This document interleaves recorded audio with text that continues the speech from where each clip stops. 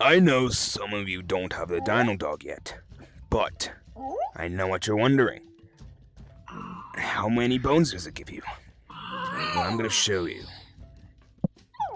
My dog here has the bone, so let's find out.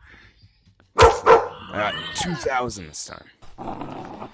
Now, one time I got 5,000 bones from it, so it's pretty much random. So whenever your dog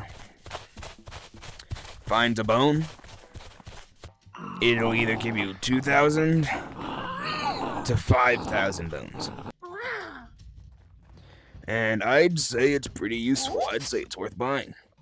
He's also where'd you go? He's also very, very cute.